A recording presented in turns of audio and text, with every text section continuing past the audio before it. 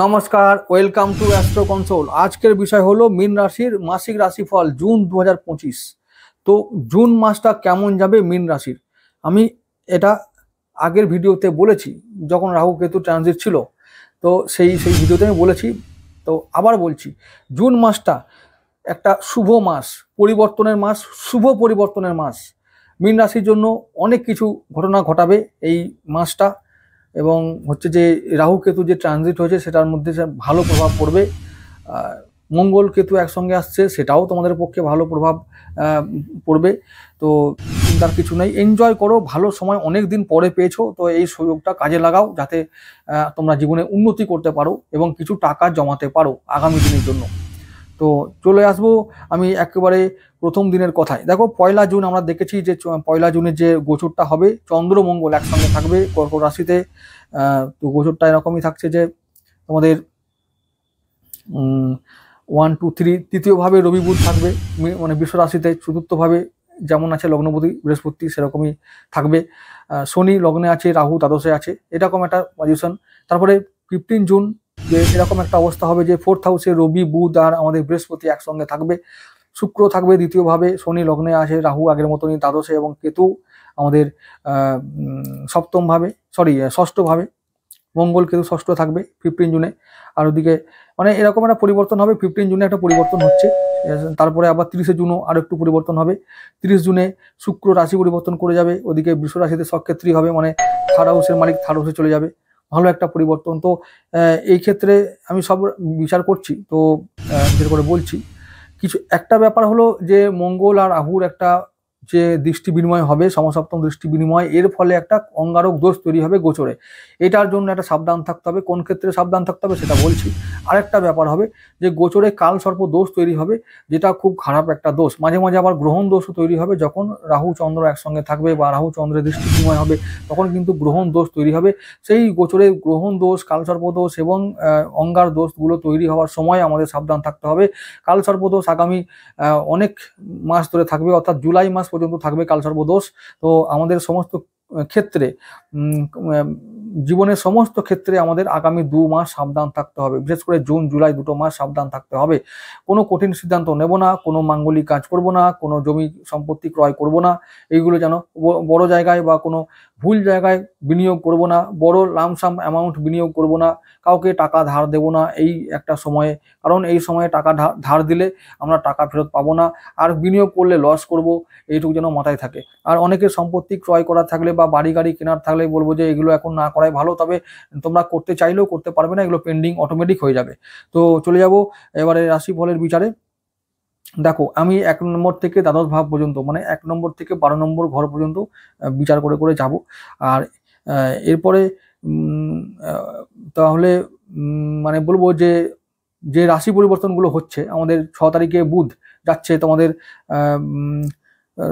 বুধ যাচ্ছে তোমাদের 1, 2, 3 থেকে 4-এ, আর মঙ্গল যাচ্ছে তোমাদের 5 থেকে 6-এ।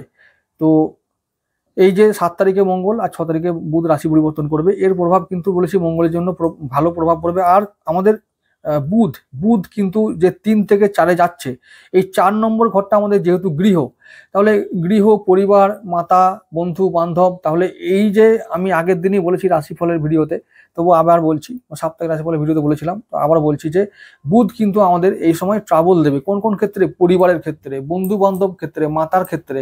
তো এই কোন দিকে ট্রাবল দেবে? তো ট্রাবলটা এইভাবে দেবে যে আমাদের পরিবারে উন্নতি হবে, উন্নতির সময় চলে এসছে, আমরা বাড়ি গাড়ি সম্পত্তি করব, কিন্তু তাড়াহুড়ো করলে বিপদ। শর্ট টার্ম গেন যদি আমরা ভাবতে চাই তাহলে বিপদ। আমরা ঝুঁকি নেব না বা শর্ট টার্মের কথা, লাভের কথা ভাববো না। দুটো বুদ্ধি, কিন্তু আমি বলেছি দুটো বুদ্ধি, অর্থাৎ বুধও বুদ্ধির কারক, বৃহস্পতিও বুদ্ধির কারক, কিন্তু দুটো বুদ্ধির মধ্যে আকাশ পাতাল পার্থক্য আছে। বুধ বলছে যে এখনই যদি ফায়দা হয় তো নিয়ে নাও, এখনই লাভ হয় তো নিয়ে নাও। বৃহস্পতি বলছে এখনকার ফায়দাটা দেখলে হবে না, আমাকে আগামী দিনের ফায়দা দেখতে হবে। এই হচ্ছে পার্থক্য। তো তাহলে আগামী দিনে লাভ দেখবে নাকি না এখনই লাভ নিয়ে চলে যাবে বাড়ি, মানে অল্পতে সন্তুষ্ট হবে নাকি না বেশি লাভ চাই, সেটা তোমাদেরকে নিজেদের ঠিক করতে হবে এবং সেই পথে চলতে হবে, তবেই গিয়ে তোমরা আগামী দিনে গেইন করতে পারবে। এইটা তোমাদের যেন মাথায় থাকে। তাহলে এই হলো আমাদের মানে গোচর, মানে যেগুলো পরিবর্তন হবে, পরিবর্তনের দরুন যে ফলগুলো আসবে সেগুলো আমি সেগুলো সম্বন্ধে একটু আলোচনা করলাম প্রথম দিকে। আচ্ছা, শুক্র একবারে মাসের শেষের দিকে প্রায় 30 তারিখ কি হয়তো 29 কি হয়তো 31 তারিখে, জুন তো 30 মাসেই হয়, তো ওই 30 তারিখে সম্ভবত শুক্র রাশি চেঞ্জ করে যাবে, মেষ থেকে বৃষ রাশিতে সক্ষেত্রী হবে। তো সেটা একবারে মাসের শেষের দিকে হওয়ার জন্য তার প্রভাবটা আমরা সারা মাসে বুঝতে পারবো না, তাই শুক্রকে নিয়ে আলোচনা করার কোনো দরকার নাই। পরের মাসে আবার মাসিক রাশি বলে আলোচনা করব শুক্রের এই তৃতীয়ভাবে অবস্থানটা। যাই হোক, তাহলে শুরু করছি। লগ্নপতি আমাদের প্রথমেই দেখা যাচ্ছে, লগ্নপতি আমাদের দেবগুরু বৃহস্পতি আছে এখন কোথায়? দেবগুরু আছে আমাদের চতুর্থ ভাবে। তাহলে আমাদের চতুর্থ ভাবে উন্নতি হবে ডেফিনেটলি, এটা আমি বলেছি। তাহলে আমাদের কি হবে? বাড়ি গাড়ি সম্পত্তি কেনার যোগ এসেছে, কিন্তু ওই যে বললাম তাড়াহুড়ো করা যাবে না, জুলাই মাসের পর করবে, বারবার বলছি জুলাই মাসের পর করবে, এখন নয়। তো এইটা মনে থাকে যেন। শরীর স্বাস্থ্য নিয়ে চিন্তার কিছু নাই, খাওয়া দাওয়া উন্নতি মানে নজর রাখবে। শনি কিন্তু একবারে লগ্নে বসে আছে, কোনো রকমের হেরফের ঘটলে বা অনিয়ম ঘটলে শনি কিন্তু রোগ দেবে, একদম এটা অনিবার্য, একদম লিখে রেখে দাও।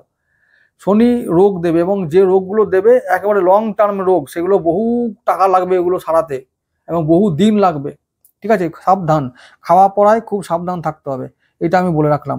তো যাই হোক, আমি আবার বলছি, তাহলে শনি লগ্নে আছে মানে খাওয়া পড়ায় সাবধান থাকতে হবে, জল বেশি খেতে হবে, গ্যাস যেন শরীরে না হয়, ব্যাস, নাহলে কিন্তু মাথায় গ্যাস উঠে যাবে, সাবধান।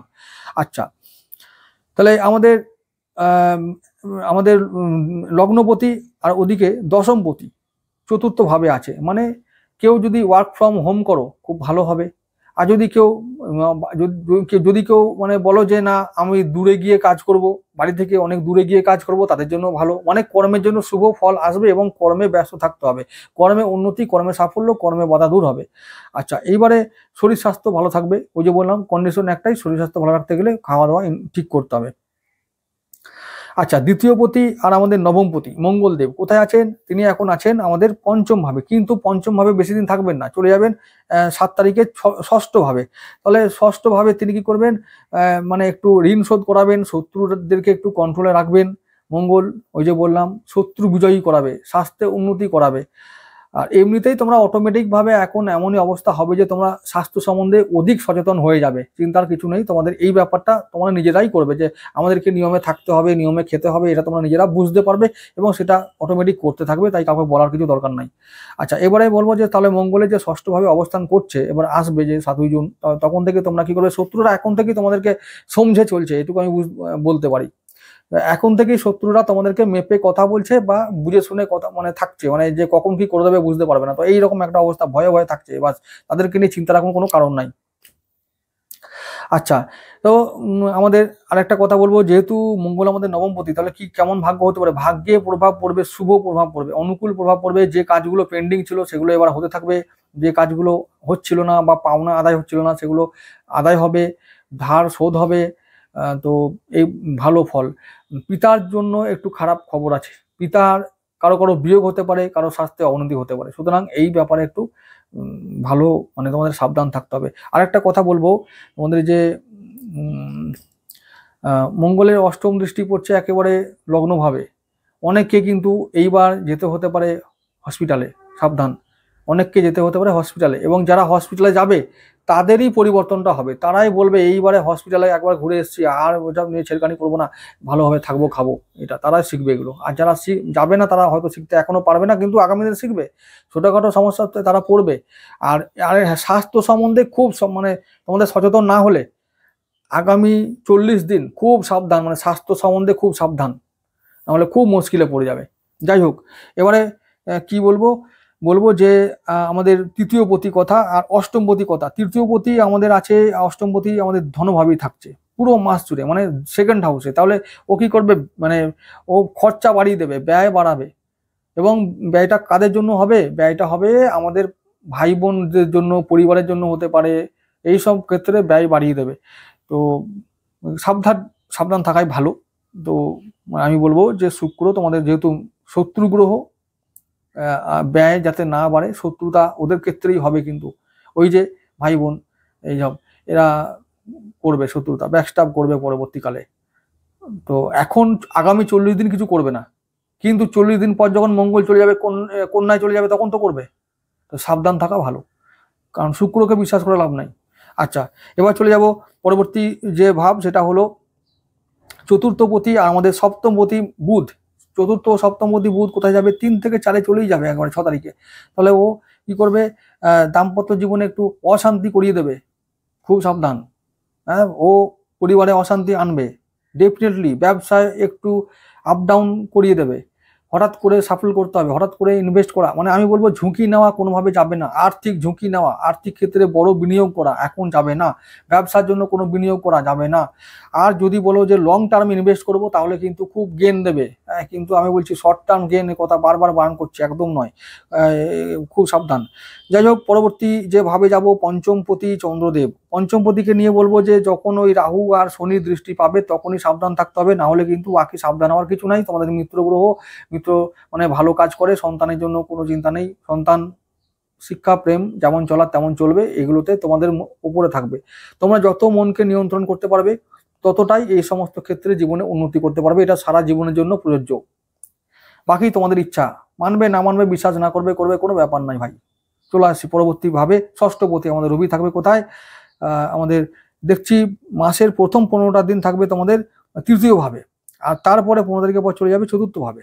তাহলে এই রবিটাকে নিয়ে একটু সাবধান থাকতে হবে। রবি তোমাদের ভালোই করবে, কিন্তু ওই যে আবার রবি বুধ বৃহস্পতি যখন একসঙ্গে থাকবে, মানে 15 জুনের পরে একসঙ্গে চতুর্থ নাম্বার ঘরে যখন থাকবে, তখন কিন্তু ওই তোমাদের একটা অ্যাগ্রেসিভ নেচার তৈরি হবে যে এইবারে আমরা ইনভেস্ট করব, এইবারে আমরা লাভ করছি। তো লাভ হতে থাকবে, সুযোগ আসবে, তো তখন তোমরা অ্যাগ্রেসিভ হয়ে গেলে বিপদ। ওই তখন লোভ সামলাতে হবে, এটা সাবধান। রবি তখন কিছু ইনকাম দেবে, রবি থেকে ইনকাম হবে, যেটার মাধ্যমে আমরা কি করব? সঞ্চয় করতে পারবো এবং ঋণ শোধ করতে পারবো, আবার শত্রুদেরকে কন্ট্রোল করতে পারবো, এবং রোগ থেকে মুক্তি পাবো। তো এগুলো রবির দ্বারা হবে, কিন্তু তবুও আবার ওই যে রবির দ্বারাই কিন্তু অতিরিক্ত আত্মবিশ্বাসী হয়ে গেলে আমাদের কিন্তু বিপদও হবে। সাবধান থাকতে হবে, কন্ট্রোল করতে হবে, নিজের মনকে কন্ট্রোল রাখতে হবে। পরবর্তী ভাব আমরা যাব, আমাদের অষ্টম ভাবের কথা বলেছি, নবম ভাবের মঙ্গলের কথা বলেছি। আচ্ছা, দশম ভাবের কথা বললাম। একাদশ ও দ্বাদশ লাস্ট যে দুটো ভাব, সেটা হলো শনির ঘর। তো শনি আমাদের কি করবে? শনি আমাদের লগ্নেই আছে, যেমন আয় দেবে তেমন ব্যয় দেবে, যেমন লাভ করাবে তেমনি লোকসান করাবে। তো এই শনি তোমাদের যাদের মানে শনি জন্মছকে যদি খারাপ থাকে তাহলে হসপিটালে পাঠাবে, আর যদি জন্মছকে ভালো থাকে তাহলে কিন্তু শনি আবার তোমাদের স্বাস্থ্যে উন্নতি করাবে, এরকম ব্যাপার। তাহলে এই শনির নেচার অনুযায়ী তোমাদের ফল হবে, লাভও হবে। লাভ হবে যেহেতু আয়পতি, লাভ হবে, অনেক কষ্ট করে লাভ হবে। তাহলে লাভটা খুব সহজে হবে না। যে কোনো ক্ষেত্রে যাই তোমরা অ্যাচিভ করতে চাও এই আগামী 2.5 বছরের জীবনে, সেগুলো অনেক কষ্ট করে হবে এবং অনেক বাধার মাধ্যমে হবে, কিন্তু হবে নিশ্চিত, এটুকু মনে রেখো। তো চিন্তার কিছু নেই। আর এই মাসটা তোমাদের বলবো যে মোটামুটি 85% ভালো ফল তোমরা সমস্ত ক্ষেত্রে পাবে। তবে আবার বলবো যে শনি রাহুকে একটু কন্ট্রোলে রাখার জন্য কিছু উপায় আমি আমার শর্টস ভিডিওতে বারবার বলে থাকি, সেগুলোর দিকে নজর রাখবে, সমস্ত উপায় পেয়ে যাবে। আর নতুন করে এখানে বলে ভিডিও বড় করব না। সবাই ভালো থেকো,